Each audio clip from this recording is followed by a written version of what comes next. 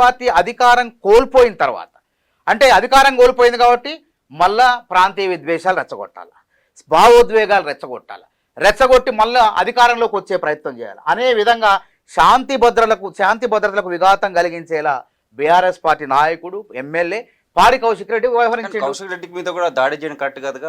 ఎవరు ఎందుకు? దానికి కారణం ఏం చెప్పండి? అసలు నీ స్థాయి ఏంది? ఆయన 3 సార్లు ఎమ్మెల్యే. ఆ వయసు ఇచ్చి కూడా గౌరవించాలిగా పెద్దరికానికి. మనం ఆ పెద్దరికం గౌరవం లేకుండా నీ ఇంటికి వస్తా, నీ నట్టింటికి వస్తా, ఏం చేస్తావు, నీకు జెండా కప్పుతా, నీ ఇంట్లో టీఆర్ఎస్ జెండా ఎత్తుతా అంటే అసలు పాపం ఆయన గాంధీ గారు అనేవా హైదరాబాద్లో ఆయన నియోజకవర్గ ప్రజలు తెలుసు. ఎక్కడ కూడా మీడియా ముందుకు రాడు ఆయన. అసలు వివాదం అంటే తెలవదు ఆయనకి, వివాదరహితుడు ఆయన. అసలు మృదు స్వభావి, బయట ఎక్కడ కూడా మాట్లాడ్డా ఆయన. ఎక్కడన్నా టీవీలో కానీ ఎక్కడన్నా కనిపించారు ఆయన. అట్లాంటి వ్యక్తిని కూడా, పడుకున్న వ్యక్తిని కూడా లేపి తట్టి మూతి బొగలు కొట్టించుకున్నాడు పాడి కౌశిక్ రెడ్డి. రా నా ఇంటికి రా, నేను వస్తానా, నువ్వు వస్తావా, నేను వస్తానా అంటే మరి ఆయన ఏం చేస్తాడు? పెద్దరికం.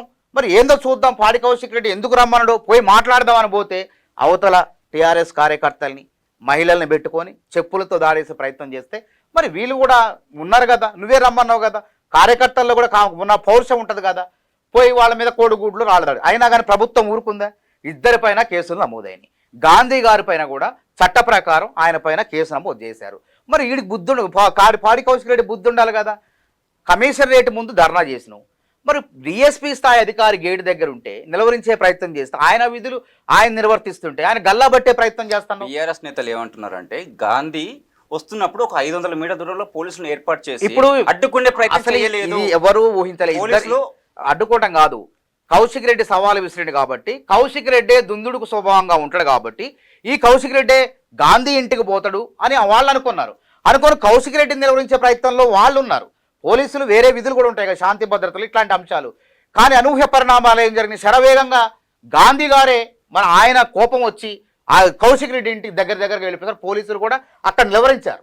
పోలీసులు లేకపోతే ఇంకా బీభత్సమైన యుద్ధం జరిగేది, అంత ఘోరం జరిగేది. ఆయన దాన్ని పోలీసులు నిర్వహించబట్టే కొంత శాంతి జరిగింది, ఏ ఇబ్బంది జరగలేదు. చిన్న చిన్న దూషణలు మాత్రమే, ప్రతిదూషణలు మాత్రమే జరిగినాయి తప్ప ఏవే దెబ్బలు కూడా జరగలేదు. మరి అయినా కానీ తొడగొట్టి మళ్ళీ సిగ్గు లేకుండా నేను వస్తా, మీ ఇంటికి వస్తా అని అంటే ఏమనుకున్నావు? కండకావరమా? కొవ్వు బట్టి ఏం చేస్తాడో అర్థం కావట్లే. కాబట్టి కేసీఆర్ గారు ఇప్పటికైనా నోరు మెదపాలండి. మీరు బయటికి రావాలి, ఫామ్ హౌస్లో ఉంటాం కాదు. వరదలు వచ్చినప్పుడు కనీసం ప్రజల గురించి మాట్లాడలేదు, పట్టించుకోలేదు. రాష్ట్రం ఇది ఎట్లుందంటే కేసీఆర్ గారు వ్యవహారం, రోమ్ నగరం తగలబడుతుంటే రోమ్ చక్రవర్తి ఫిడేలు వాయించినట్లుంది కథ. ఈయన కూడా ప్రజలంతా అతలాకుతలమే, వరదలు వస్తే ఈయన ఆడబడకుండా ఎవరికో తెలియదు, బయటకు ఎందుకు రావట్లేదు. మరి నేనేం చెప్పాలి దానికి? ఒక అధికార ప్రతిపక్ష పార్టీగా, ఒక నిర్మాణాత్మక ప్రతిపక్షంగా మీరు అది చేయండి, ఇది చేయండి అని చెప్పాలా? అది లేదు, ఇది లేదు, సోయే లేదు.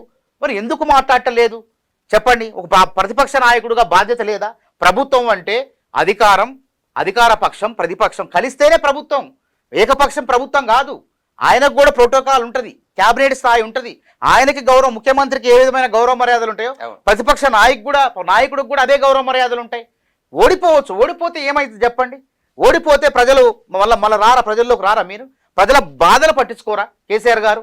ఎందుకండి ఈ రాజకీయాలు? రావాలా, ధైర్యంగా రావాలా, బయటికి రావాలా, ప్రజాసేవలో నిమగ్నం కావాలా. కాకపోతే వాళ్ళలో అభద్రతా భావం గురైంది. వాళ్ళు ఏదైతే కుట్ర బన్నాలు కొన్నారో ఆ కుట్ర ఏమైంది? ఎమ్మెల్యే అందరూ బీఆర్ఎస్లో మనకు ఉనికి లేదు, భవిష్యత్తు లేదు.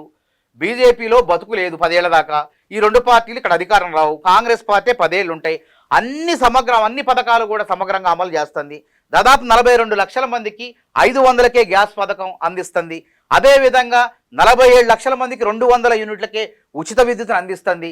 అదేవిధంగా 70-80 కోట్ల మంది మహిళలు ఇప్పటి వరకు 70 కోట్ల మంది మహిళలు బస్సుల్లో ఉచిత ప్రయాణం చేస్తున్నారు. అనేక సంక్షేమ పథకాలు అమలవుతున్నాయి. ఈ కాంగ్రెస్ పార్టీ అన్నదంటే అమలు చేసి తీరుతుంది. బడ్జెట్లో 2,91,000 కోట్ల బడ్జెట్లో 72,000 కోట్లు అన్నదాతలకి కేటాయించారు. ఇక మన వైపు ఎవడు చూస్తాడు? ఉద్యోగస్తులు కూడా చూసే పరిస్థితి లేదు. 1వ తారీఖు జీతాలు ఇవ్వడం చేత కాలేదు.